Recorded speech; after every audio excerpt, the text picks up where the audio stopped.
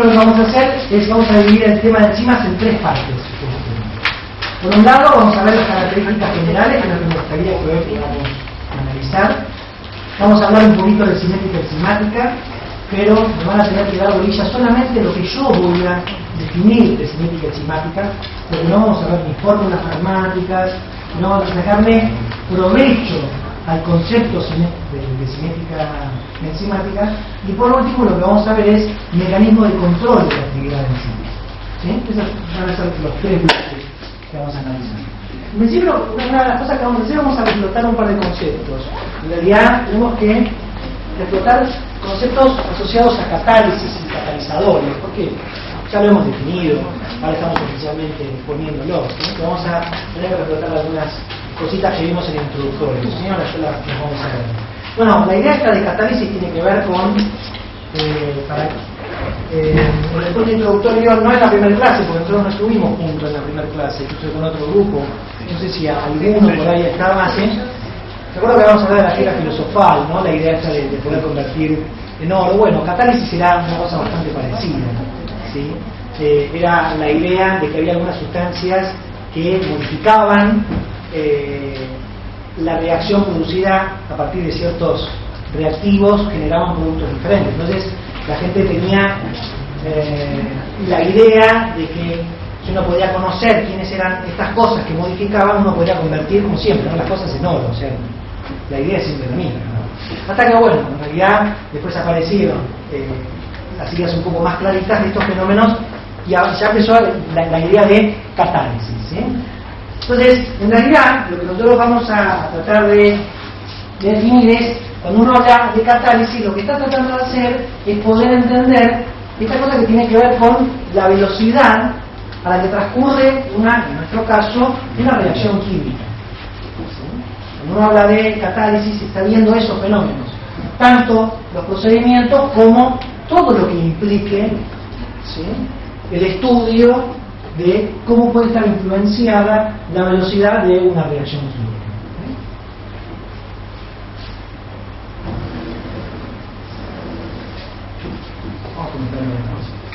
Vamos a volver, catálisis, todo lo que tenga que ver con la velocidad de una reacción. Pero bueno, procedimientos y conocimientos asociados al estudio de la velocidad de una reacción química. Esto es el punto introductorio, en realidad, hablar un poquito de velocidad, ¿sí? Creo que lo que uno tiene que rescatar de velocidad es, en realidad, ¿qué significa velocidad? Velocidad es un cambio en función del tiempo. Eso es velocidad, un cambio en función del tiempo. Obviamente, para una reacción química, ¿sí?, podrá ser el cambio en la concentración de reactivos, ¿sí?, ya sea por pérdida en la concentración, disminución en la concentración de reactivos, o el cambio también podrá ser la aparición de productos en función de un determinado tiempo. Eso es una reacción química, pero siempre velocidad es un cambio en función del tiempo. Nosotros vamos a ver que siempre vamos a evaluar a las enzimas a partir de entender la velocidad del proceso que ellas catalizan. Siempre va a estar la velocidad, por eso es que tenemos que definirla. Siempre es un cambio en función del tiempo. ¿Correcto? Eso lo teníamos, nosotros lo habíamos visto en el curso introductorio. Y otra cosa que es importante, además de velocidad de una reacción, es entender energía de una reacción. ¿Sí? Cuando nosotros estudiamos energía de una reacción, habíamos visto que para que ocurra cualquier reacción química era necesario el aporte de una cierta cantidad de energía, ¿sí?, necesaria para llevar a los reactivos a lo que conocemos como un estado de transición. La energía necesaria para llevar a los reactivos a este estado de transición la conocíamos como, o la definimos como energía de activación. A partir de llegar a este estado de transición es que la reacción va a ocurrir, ¿sí?, obteniéndose productos con menor o inclusive productos con mayor energía. Esto es independiente de la energía de activación. Y no es un tema que nosotros tengamos que ahora definir. ¿Qué significa que los productos tengan menor energía de los reactivos inicial o que los productos puedan tener mayor energía. El concepto que nosotros rescatamos acá es el de energía de activación. ¿Sí? Como decía acá, que yo lo traje de lo que nosotros habíamos visto en el curso introductorio, en realidad la energía de activación es la energía que yo necesito para romper esa barrera energética, lograr llegar al estado de transición a partir del cual la reacción evoluciona ya en forma libre. ¿Por qué traigo el concepto de energía de activación? Porque los catalizadores, ¿sí? Los catalizadores lo que hacen es disminuir la energía de activación de esa reacción. Y en consecuencia, ¿qué hacen? Aceleran la reacción química eléctrica. ¿Qué acelera? Acelera la reacción. Disminuye la energía de... Disminuye la energía de activación y en consecuencia acelera la reacción. Si ustedes quieren lo podemos definir al revés, ¿sí? Los catalizadores aumentan la velocidad de una reacción porque disminuyen la energía de activación de esa reacción. Dice que necesita menos energía. Que necesita menos energía para lograr ese estado de transición. Entonces, si ustedes se fijan acá, en este diagrama similar al anterior, acá tenemos en línea punteada lo que para nosotros era la reacción sin catalizador. Y en línea llena, fíjense que el estado inicial y el estado final es exactamente el mismo. Lo único que cambió es que con catalizador la cantidad de energía para lograr el estado de transición es menor. Por consiguiente, se llega más rápido. ¿Por qué? Porque velocidades cambian en función del tiempo. Vamos con un ejemplo. Yo tengo una Ferrari acá en la puerta. ¿Sí?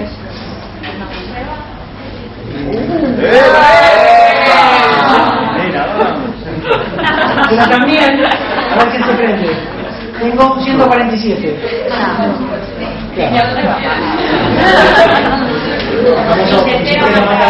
Claro. Por eso no venir con la Ferrari. Total, desde el rato inicia. Tengo una Ferrari y tengo un 147. No importa que sea potenciado, que ustedes quieran. Un 147. Y yo manejo la Ferrari. Diego le tocó el 147. No vamos a poner plata. Hay libertad en la ruta. ¿Sí? ¿Quién llega primero? La Ferrari. En teoría, ¿no? Porque el cuento de la tortuga y la... ¿no? Pero en teoría, la Ferrari. ¿Cómo agrego una curva cada uno? Claro, se pone un trono. Pero supongo, vamos a hacer por velocidad, ¿sí? Por una cuestión de velocidad. ¿Quién llega primero? La Ferrari. ¿Sí? ¿Llega el 147? Sí. También llega. Nada más que... más tarde. Cambio en función del tiempo. Para un tiempo determinado, yo digo, dentro de 2 horas. ¿Sí? La Ferrari llegó, dentro de 2 horas, el 147 todavía no llegó, pero va a llegar. Por eso, el punto final es el mismo. La diferencia está en que por acá se tarda más que por acá. Otro ejemplo, para que no sea tan automovilístico. 10 hombrecitos azules, 10 hombrecitos rojos. Los hombrecitos azules van por la montaña alta, los hombrecitos rojos van por la montaña más baja. No hay ningún túnel ni pasadizo secreto, ni magos, ni nada que se le parezca. ¿Sí? Para un tiempo determinado, un tiempo corto, acá abajo, ¿qué hay? ¿Más hombrecitos azules o rojos? ¿Sí? Porque eran los que venían por los lados. A un tiempo más prolongado, ¿qué había? Tantos azules como rojos. ¿Sí? Por lo tanto, podemos, si bien lo tenemos para más adelante, me parece que ya lo podemos definir nosotros. No necesitamos una diapo para poder definirlo. Los catalizadores aumentan la velocidad de una reacción, pero de ninguna manera la crean. La reacción se iba a dar de todas maneras, ¿entiende? No necesitábamos un catalizador para que los hombrecitos rojos también pasen. Lo que necesitábamos era para que pasen más rápido. ¿Sí?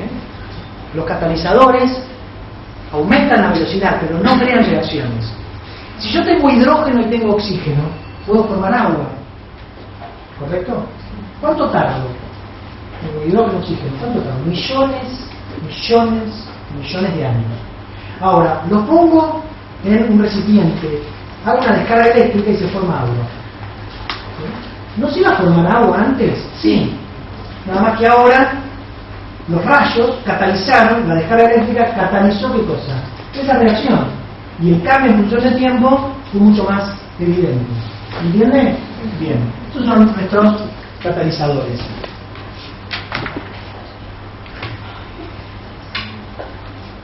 Disminuye la energía de activación de la reacción. Las enzimas son catalizadores. Son los que definimos como catalizadores biológicos. ¿Sí? Siempre y cuando, me gusta esto, siempre y cuando estas reacciones sean termodinámicamente posibles. Lo vamos a dejar en suspenso, esto de termodinámicamente posible.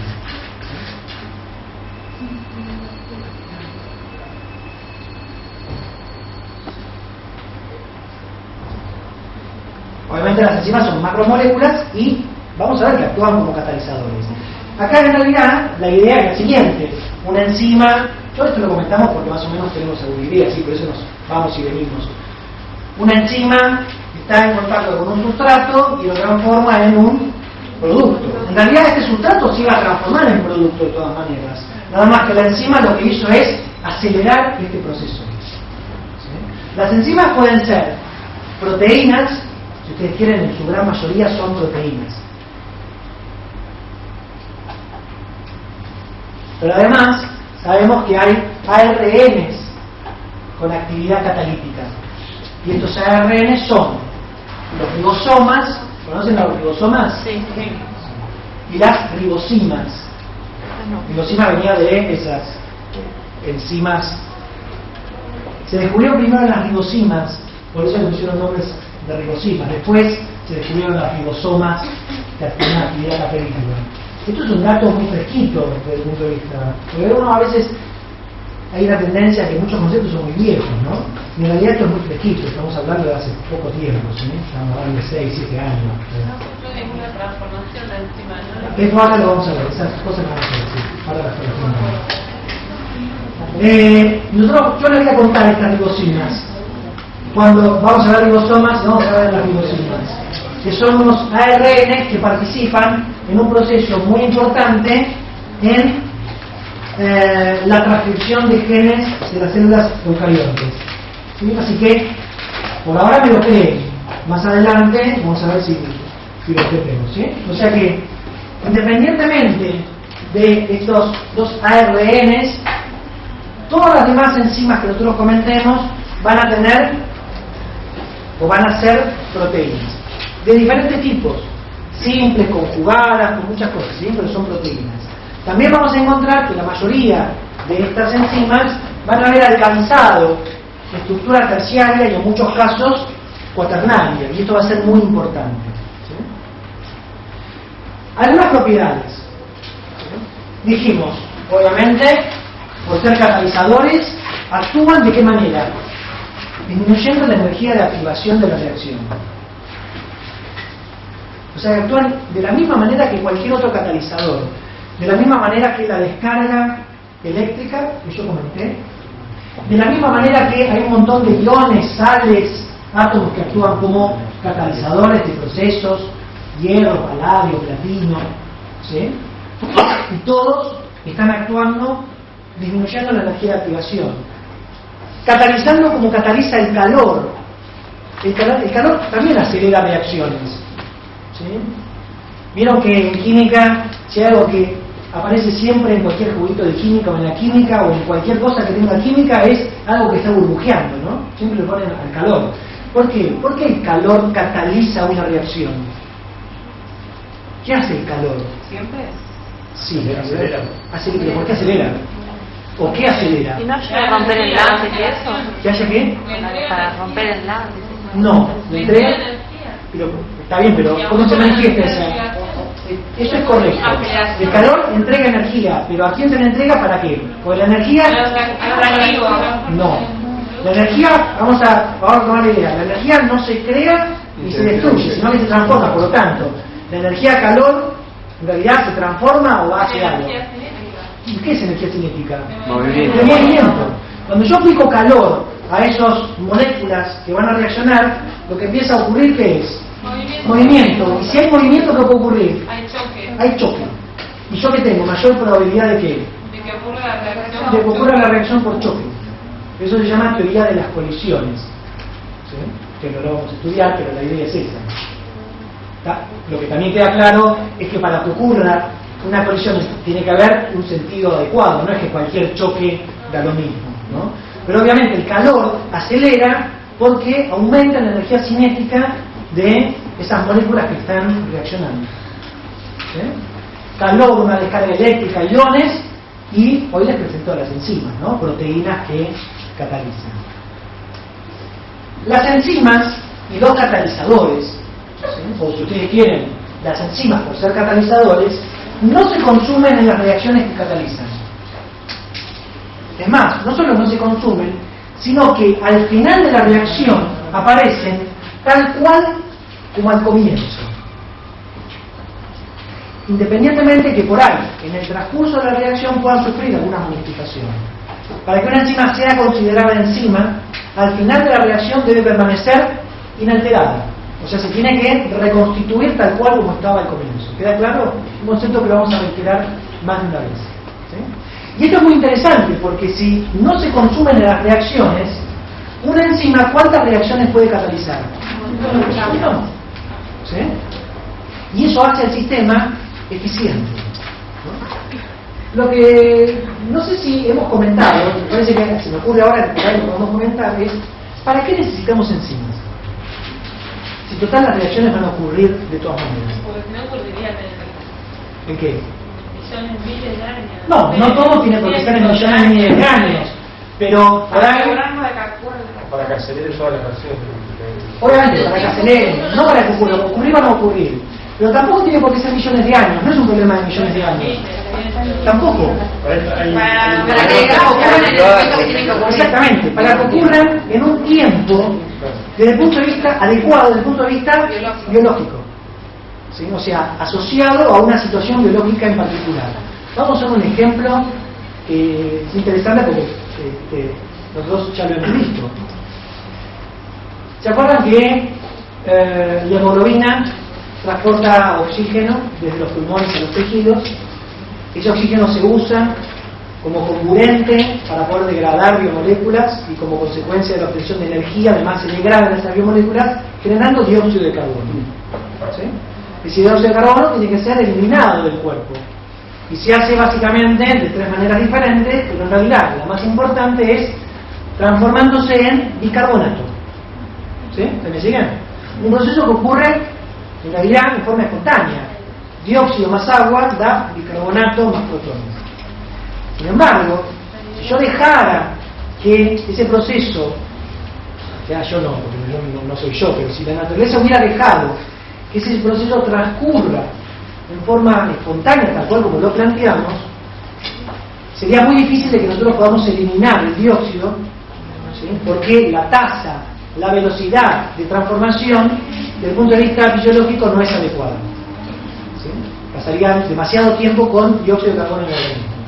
Entonces, ¿cuál fue la respuesta de la naturaleza? Mete un catalizador de esa reacción, de tal manera que la acelera a tal punto de que la transformación de dióxido en bicarbonato está dentro de los rangos fisiológicos para lograr una buena eliminación del dióxido. ¿Sí? O sea que en realidad la presencia de enzimas es importante porque me está permitiendo catalizar los procesos biológicos dentro de qué? Dentro del plano biológico adecuado.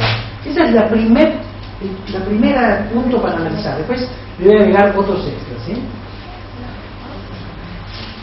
¿Qué hace una enzima? ¿Qué hace un catalizador? Acelera reacciones, dijimos. ¿Sí? No las crea ni las destruye, en realidad es la energía, pero no, una enzima, un catalizador no crea reacciones.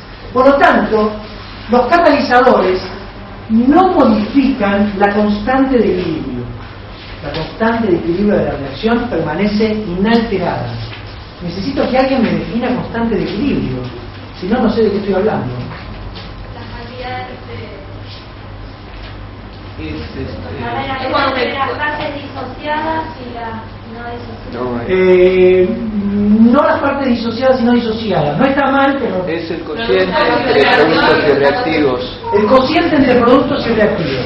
Eso es correcto. La constante de equilibrio es la relación entre la concentración de productos sobre reactivos en el equilibrio. ¿Cómo de vuelta? Eso lo tienen, a eso les mandé el curso introductorio. Cargué 50 millones de mails.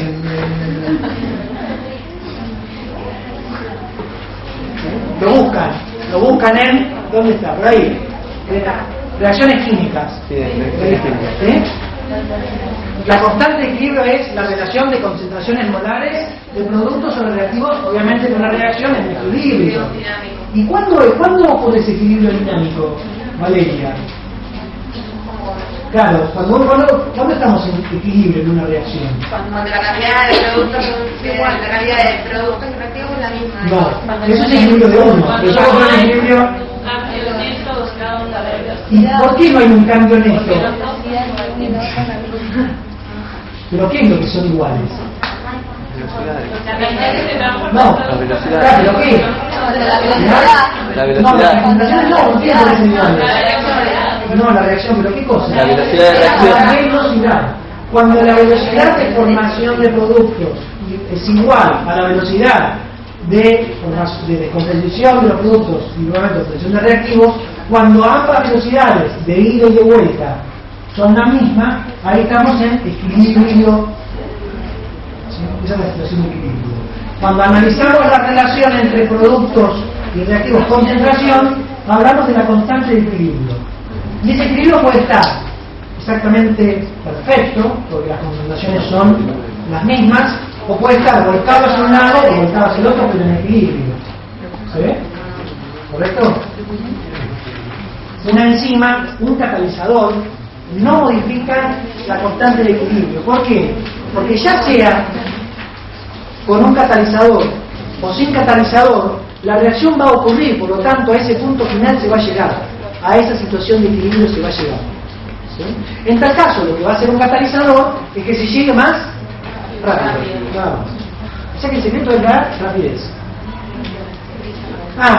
Y en realidad, yo creo que esto es consecuencia un poco de esta propiedad.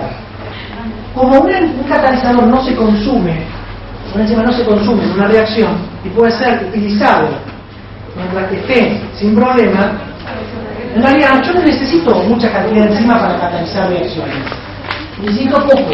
Y es por eso que nunca van a encontrar que, esto es una cosa muy vieja, ¿no? Nosotros no la vimos, no estudiamos esto, esta estequiometría, esta cosa de igualar las reacciones, ver cuánto de un lado, cuánto del otro. Una enzima nunca participa, ¿sí?, de las relaciones estequiométricas entre reactivos para dar productos. ¿Por qué? Porque ella está, mientras que ella esté, va a catalizar. No importa si hay 10 moléculas, 100 moléculas o 1.000.000 de moléculas. Mientras que ella esté, va a catalizar. ¿Sí?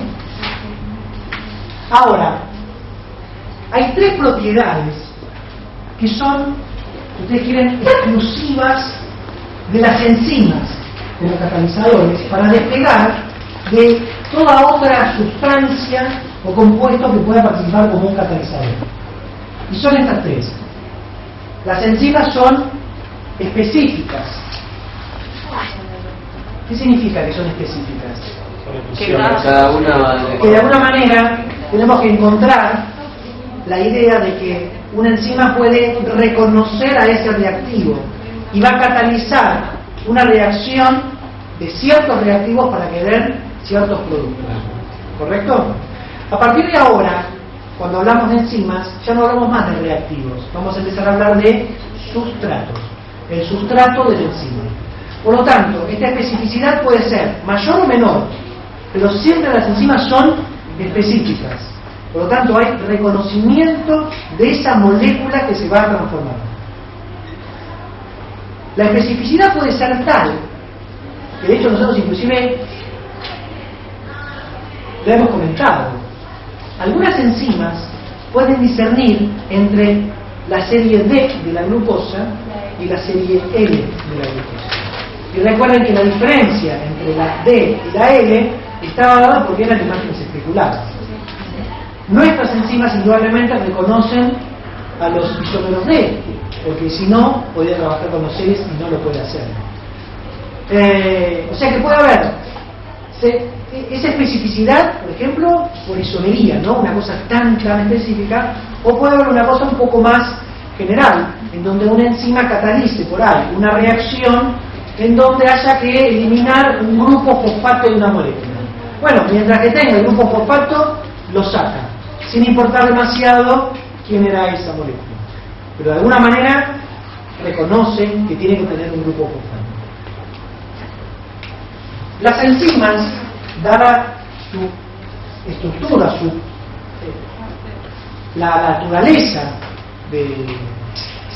que poseen, siendo proteínas o siendo ácidos nucleicos particularmente, son termolábiles. ¿Qué significa termolábiles? Que con el calor que sucede con sus estructuras se desarman, o sea que son susceptibles del proceso de desnaturalización, básicamente por calor. Y obviamente, si uno está diciendo que una enzima reconoce a un sustrato y que a su vez desde el punto de vista estructural las enzimas normalmente alcanzan niveles estructurales por lo menos hacia el terciario, uno se da cuenta que haber llegado a ese nivel estructural, si yo lo desarmo, algo tiene que pasar con la función de esa proteína.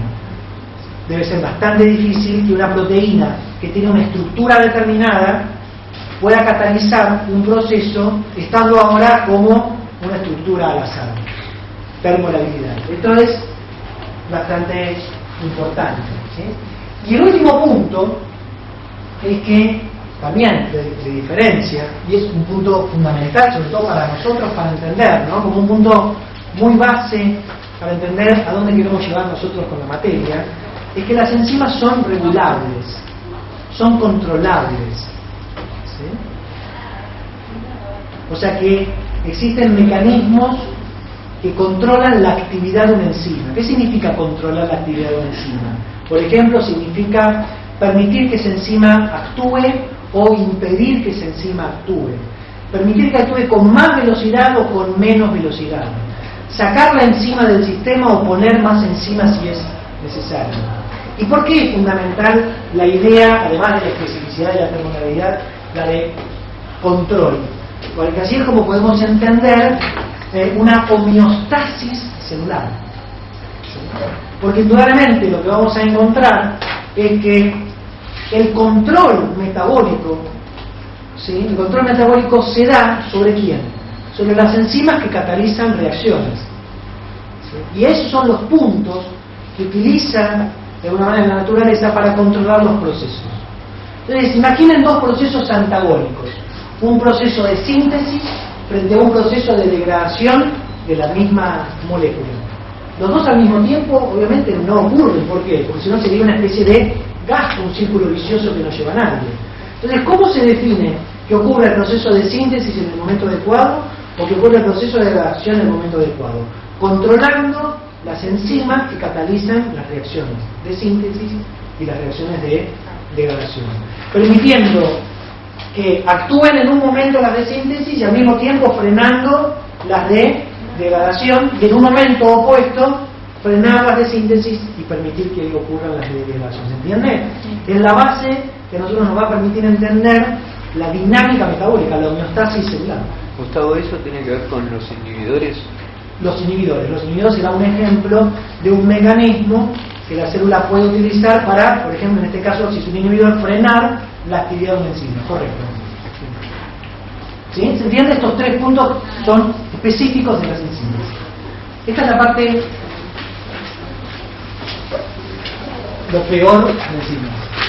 O sea, este es lo negro de enzimas.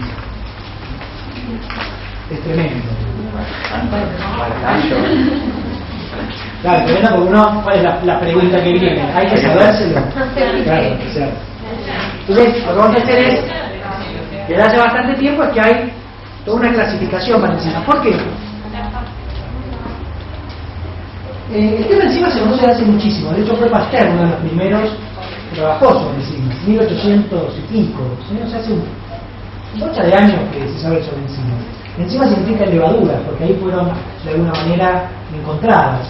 Entonces, cuando la gente empezó a encontrar estos catalizadores biológicos, llamó enzimas, de alguna manera los tenía que nombrar, ¿no? Y veo que uno supone que es fácil nombrar, cuando tiene una cosa o dos cosas para nombrar, pero a medida que van apareciendo, ¿sí?, las ideas se empiezan a agotar.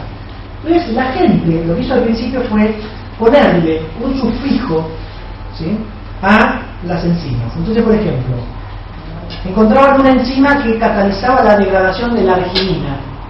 Entonces le ponían, el sufijo era asa, entonces la llamaban arginasa. Encontraban una enzima que degradaba la urea, entonces la llamaban ureasa. Encontraban una enzima que sacaba el grupo fosfato, entonces la llamaban fosfatasa.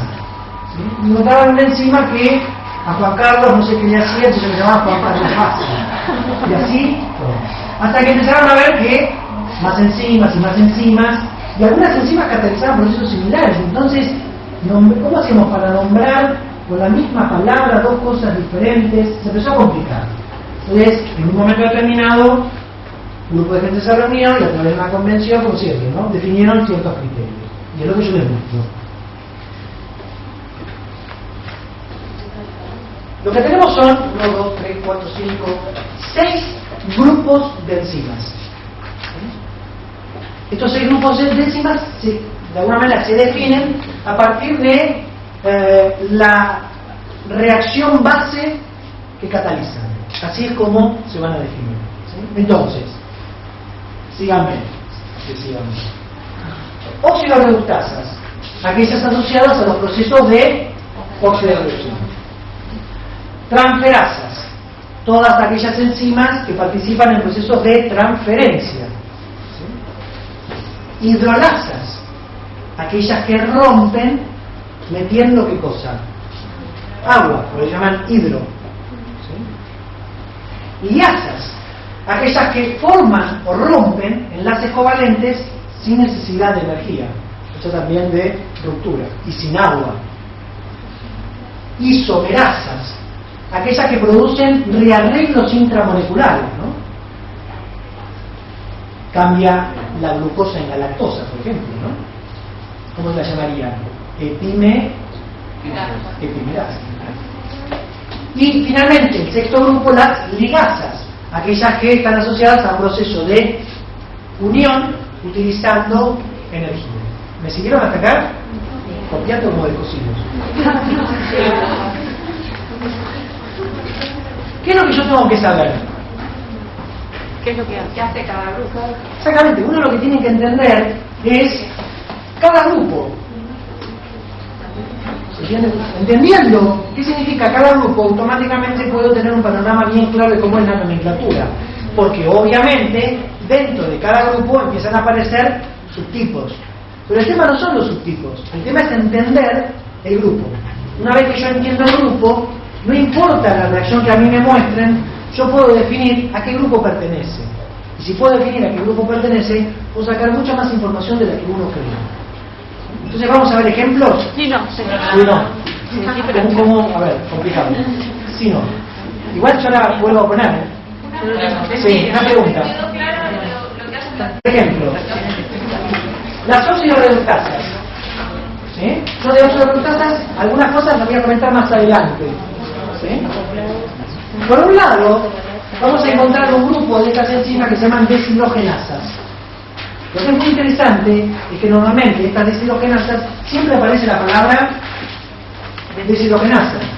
Por ejemplo, en esta reacción en donde el piruvato se transforma en acetil-CoA catalizada por una enzima llamada piruvato deshidrogenasa.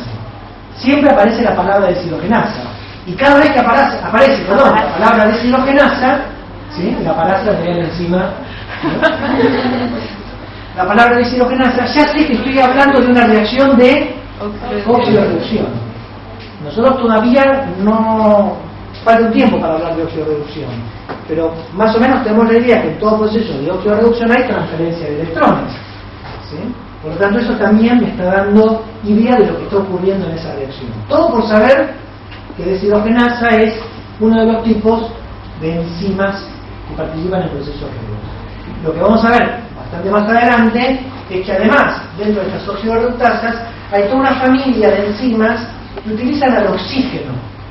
¿Sí? Entonces ahí vamos a encontrar las que oxidan, las que oxigenan, la catalasa. ¿La conocen la catalasa? Sí. ¿Sí? ¿Por qué la conocen? Porque Pero degrada peróxido de hidrógeno, agua oxigenada. Porque yo pensé que iban a decir que era la enzima que cataliza, la catalasa. Ahora después vamos a retomar esto. ¿Sí? Lo que pasa es que lo tengo un poquito más más adelante, lo vamos a retomar. Ya, esto lo tenía guardado al final. Las transferasas, dijimos, ¿qué hacen? Transfieren. ¿Qué transfieren? Grupos funcionales. Un ejemplo de un grupo funcional, carboxilos, por ejemplo, oxidrilos, aminos, sulfidrilos. Transfieren. ¿Entre quién? Entre un dador y un aceptor. ¿Correcto? Una de las que nosotros vamos a, por ejemplo, analizar en su momento, van a ser unas enzimas que transfieren grupos aminos. ¿Sí? ¿Cómo llamarían ustedes a una enzima que transfiere grupos aminos? Aminolasa no. Aminotransferasa. Porque me está dando, está transfiriendo. ¿Sí? Aminotransferasa. O transaminasa. ¿Sí? Cualquiera de las dos. Fíjense, aminoácido, alanina. ¿Correcto? Está puesto al revés, ¿no? El carboxilo está abajo. ¿Sí? Uno tiene la tendencia a poner siempre el carboxilo arriba.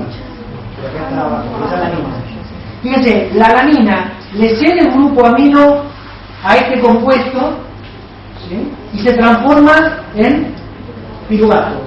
Y este compuesto que tenía el grupo ceto se transformó en un aminoácido. Este aminoácido es el glutamato. O también, vamos al revés, el glutamato le transfiere el grupo amino al piruvato, ¿sí? Y entonces el piruvato se transforma en alanina, ¿correcto? ¿Sí? Una aminotransferasa. También vamos a ver, vamos a ver mucho, transferencia de un grupo fosfato, desde un dador, adenosina trifosfato, a un aceptor, la glucosa. ¿Para formar qué cosa? Glucosa 6-fosfato. ¿Sí? También una enzima de la familia de las transferasas. ¿Correcto? Son ejemplos. ¿Sí? Yo lo que quiero que ustedes entiendan es la idea del grupo, no el ejemplo. Cosa de que yo les pueda poner un ejemplo y ustedes me digan, esta enzima es una oxidorreductasa, porque observan que hay un cambio de oxidorreducción. ¿Sí? La silolasa, ¿qué hacen las silolasas? Las silolasas rompen uniones de diferentes tipos, pero rompen metiendo agua, por eso hidrolasan. ¿Sí? Una cosa, por ejemplo, interesante es que la gran mayoría de las enzimas digestivas son hidrolasas. Todas estas enzimas que rompen las macromoléculas que uno consume para obtener las unidades básicas son hidrolasas específicas de cada molécula, pero rompen metiendo agua. Por ejemplo, les muestro la lipasa, que rompe ¿qué cosa? Triacilglicéridos. ¿Sí? Entonces rompe metiendo agua, liberando glicerol y 3 ácidos grasos. ¿Sí? La lipasa. Lipasa porque hay muchos peptidasas, glucosidasas, o sea, todas estas familias de proteínas que rompen, sobre todo polímeros. ¿Sí? Almidón, celulosa, no endómino. Que sigue la baja. Esas formas no rompen enlaces. Yo acá lo que puse es un ejemplo en donde se rompe un enlace y en la ruptura o en la formación no hay energía en el sistema, o sea, no se requiere energía en el sistema para formar, sobre todo. Le puse este ejemplo, que es porque nosotros vamos a hablar de las descarboxilasas. ¿Qué hace una descarboxilasa? Saca de la molécula un grupo carboxilo. ¿Sí? Entonces acá les muestro la dopa, que es esta estructura. Este grupo carboxilo se pierde y me queda la dopamina. La dopamina. Si no habla de la dopamina, ¿sí? ¿Dónde tenemos dopamina? En el cerebro, muy bien. Para.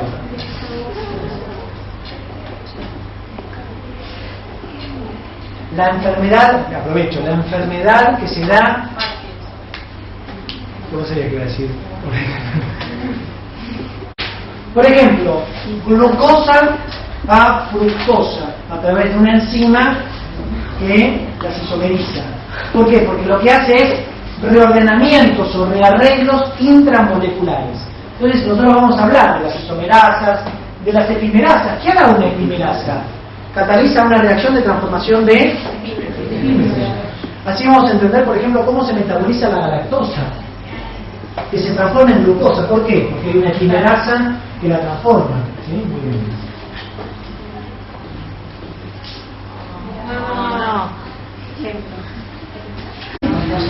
Nuestro último grupo son estas enzimas que catalizan reacciones de unión, y que para poder hacerlo utilizan energía. Por eso normalmente siempre vamos a encontrar que a estas enzimas que necesitan ATP como energía para poder construir, se las llama sintetasas. Entonces será pila. Es una pila de cosas que puedo decir, pero la sintetasa. Entonces van a encontrar mucho que al nombre del reactivo del producto, del sustrato del producto, se le va a agregar la palabra sintetasa. Por ejemplo, la enzima que cataliza la síntesis de glutamina, el aminoácido glutamina, que se hace a partir del glutamato y de amoníaco. La enzima se llama glutamina sintetasa. ¿Sí? Pero también hay otras, como por ejemplo la piruvato carboxilasa, que es una enzima de esta familia, pero no tiene el nombre de sintetasa, pero sigue siendo de todas maneras una ligasa. Fíjense que lo que sí vamos a encontrar es que en esta reacción está representado el uso de ¿qué? De ATP. ¿Sí? Entonces, se une el grupo carboxilo utilizando el ATP como fuente de energía para construir. ¿Sí? De algún lado. ¿Cuál sería la diferencia entre sintetasas y carboxilasas? No, en realidad, sintetasas es porque algunas enzimas ponen como nombre sustrato del producto, le ponen sintetasas. Cuando aparece la denominación sintetasas, está haciendo referencia específicamente a enzimas que catalizan unión usando ATP. Porque si no, puede haber otras que son liasas, que también forman, pero sin usar ATP. ¿Sí? Que son otro tipo. Ahora, algunas enzimas, que quede bien claro, algunas enzimas, necesitan de algo más para que puedan actuar como catalizador. Necesitan de algo más. La parte proteica, si ustedes quieren, de esa enzima se la conoce como apoenzima. Apo es un prefijo que significa sin.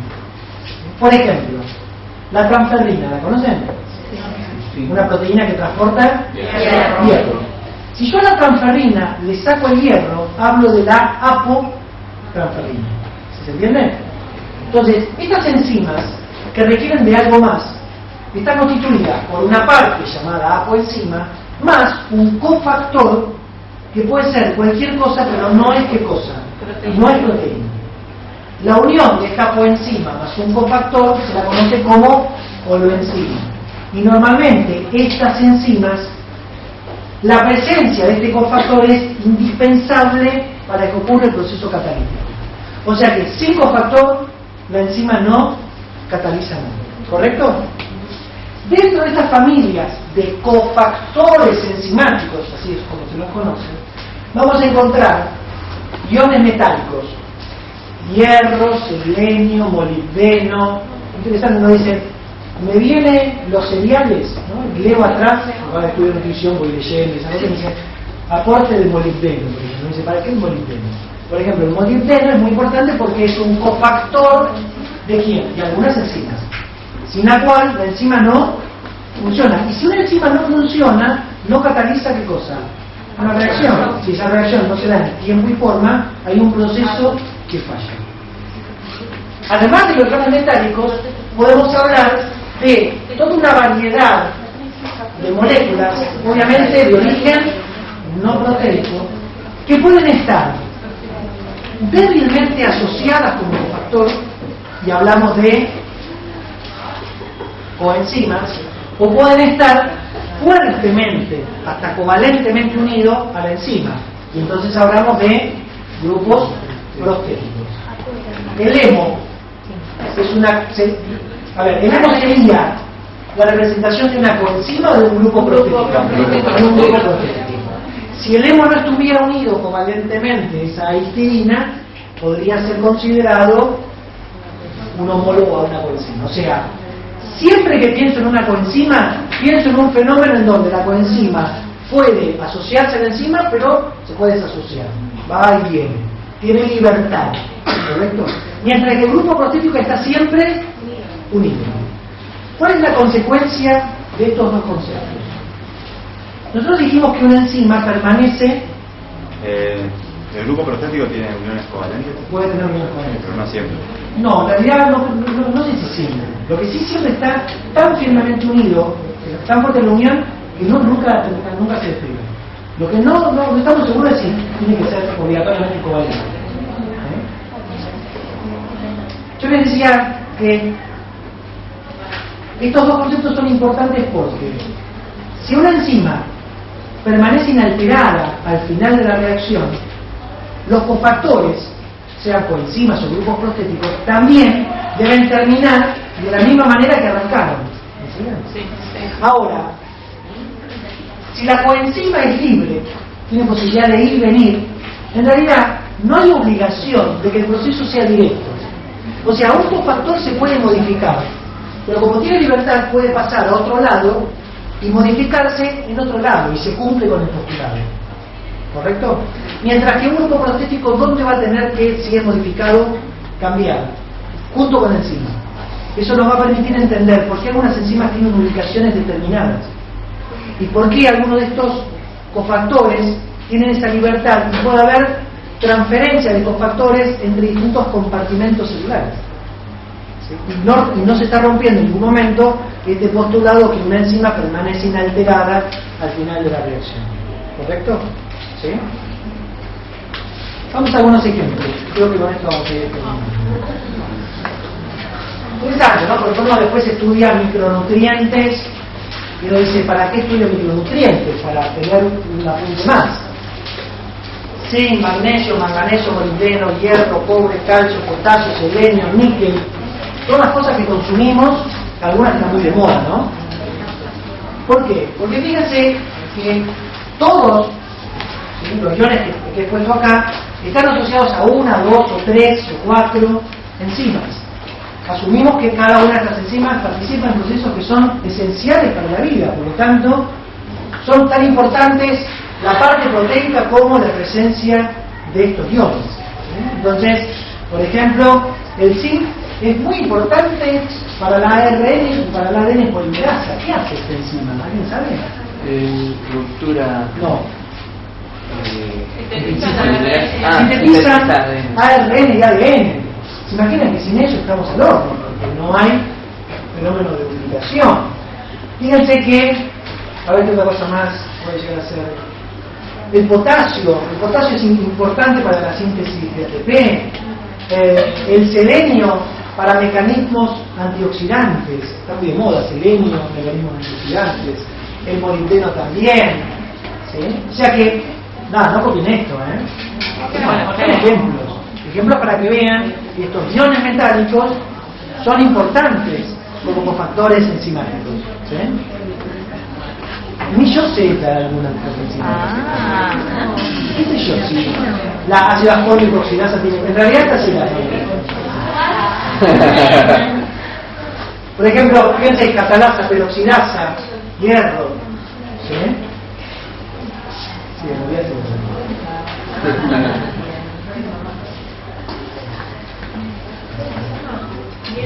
¿Nunca se preguntaron por qué necesito potasio, por ejemplo? No. Para no hablar, claro, que no dice ahí. Pero porque, ¿qué cosa? Claro, pero ¿dónde está? Bueno. Si yo no tengo, la enzima que sintetiza ATP requiere potasio, por lo tanto, preparándolo porque no tengo ATP. Y ya con esto, supongo que con esto vamos a hablar al final. Coenzimas y grupos prostéticos, que ahora sí son un poco más interesantes, porque no son iones, ¿sí? Van a ver la cantidad de cosas conocidas, ¿sí? Pero que por ahí uno no entendía cuál era su participación. Una de las cosas que se observan en este cuadro es que toda una enorme cantidad de coenzimas, ya sean coenzimas o grupos prostéticos, yo después se los divido, fíjense que está asociado a una columna que dice vitamina.